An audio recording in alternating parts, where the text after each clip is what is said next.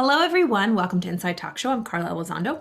It's a pleasure to be here again, continuing this reading. We are on Awakened Imagination, the book Awakened Imagination by Neville Goddard. We're on chapter 2 today, called Sealed Instructions. I'm just going to read about a page and a half because this is a longer chapter, and we will just continue in sequence as the days roll on. Let's dive in. Awakened Imagination by Neville Goddard, Chapter 2, Sealed Instructions. The first power that meets us at the threshold of the soul's domain is the power of imagination. Dr. Franz Hartmann. I was first made conscious of the power, nature, and redemptive function of imagination through the teachings of my friend Abdullah, and through subsequent experiences, I learned that Jesus was a symbol of the coming of imagination to man, that the test of his birth in man was the individual's ability to forgive sin, that is, his ability to identify himself or another with his aim in life. Basically, seeing people for their full potential, forgiving all of their boo-boos or missteps, and ability to see them with fresh eyes and for their potential and their perfection. Without the identification of man with his aim, the forgiveness of sin is impossible.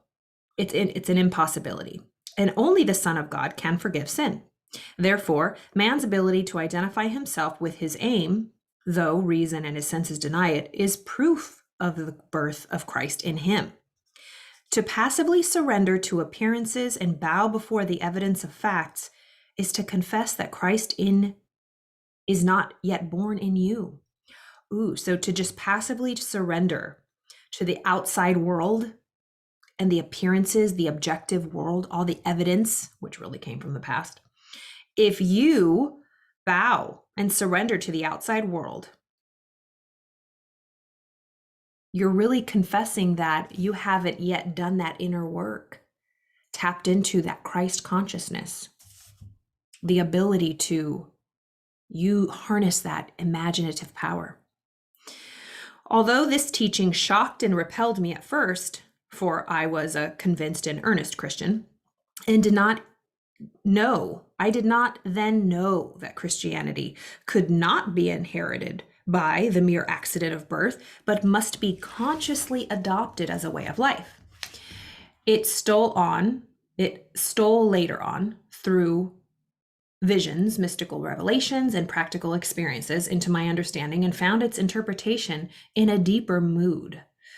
But I must confess that it is a trying time when those things are shaken, which one has always taken for granted. Seest thou these great buildings? There shall not be left one stone upon another that shall not be thrown down. Not one stone of literal understanding will be left after one drinks the water of psychological meaning.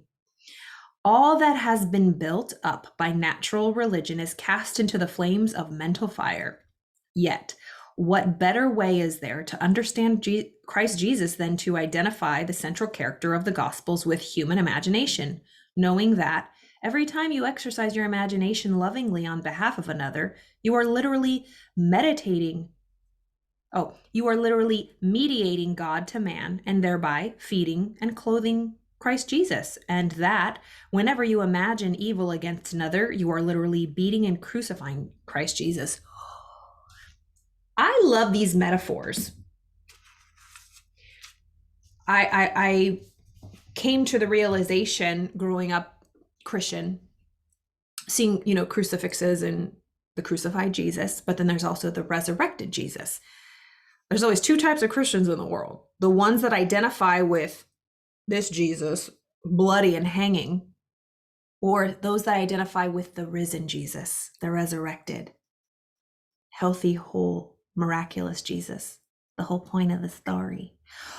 But then that leads into so many other areas of life, Christian or non-Christian. Do you identify with the suffering and the death of life?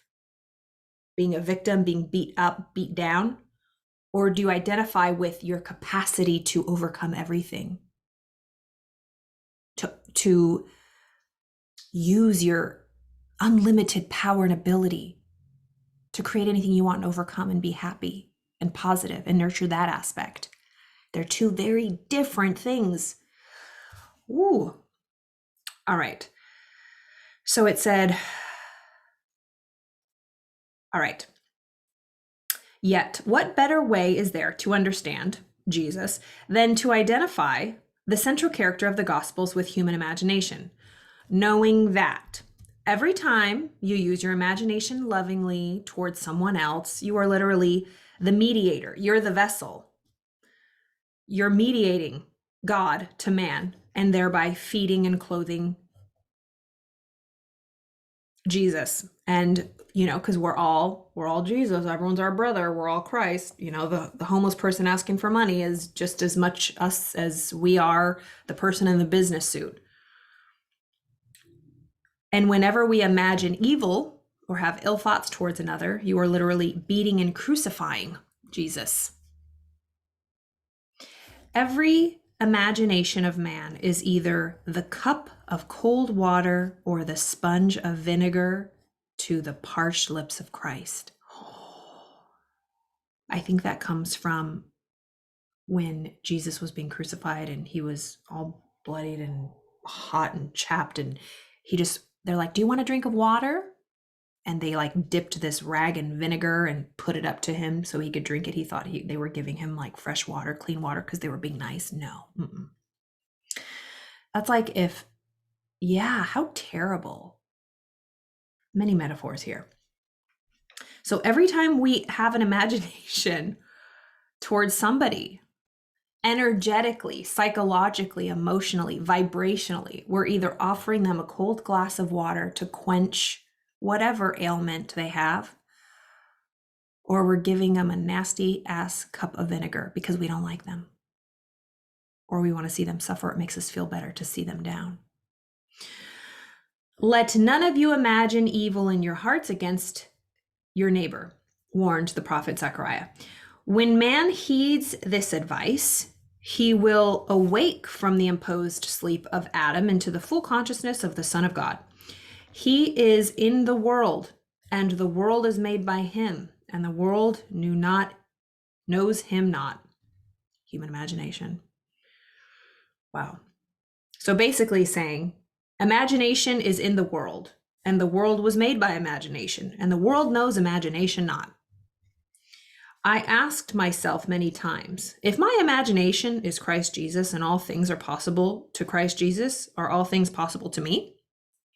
Through experience, I have come to know that when I identify myself with my aim in life, then Christ is awake in me.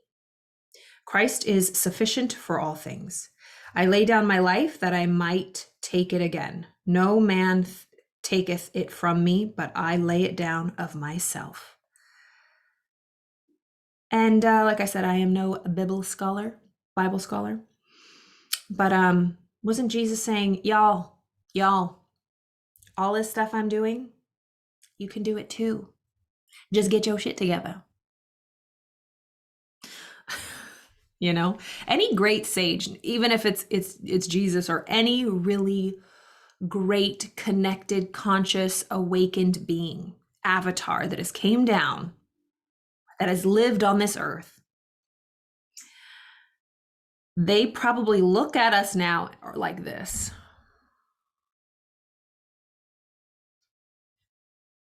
What are y'all doing? We told you. Y'all write books about it. You study it. You preach it. But what the are you doing?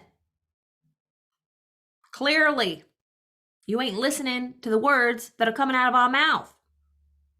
And that's what I said yesterday. We can know and study and build up in our minds, in the bookshelves of our mind, shelf help, but never apply it.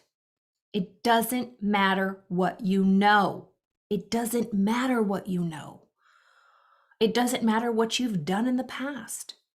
What are you going to do today? And doing first starts in your mind. What are you going to think today? What are you going to get emotionally involved with today? What are you going to create today? What are you going to imagine today? The tool of imagination, remember, hold it by the handle today, not by the blade. Create beautiful, lovely things. Only focus on things that are good, pure, lovely, good report. That's what we are told to do. but we are so addicted. So addicted. Not, and this is not to beat us up. It's what we've been raised on, programmed. Fear, chaos, hysteria gets our attention.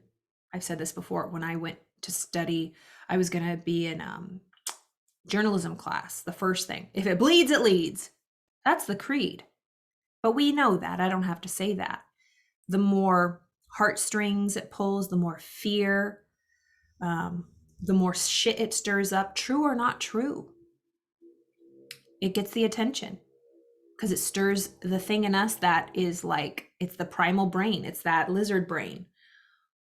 Once that, fear part takes over, whoosh, the top part, that cerebral cortex that protects the wise part of us that can logic and think and calm, it's gone. We're just left with an open nerve.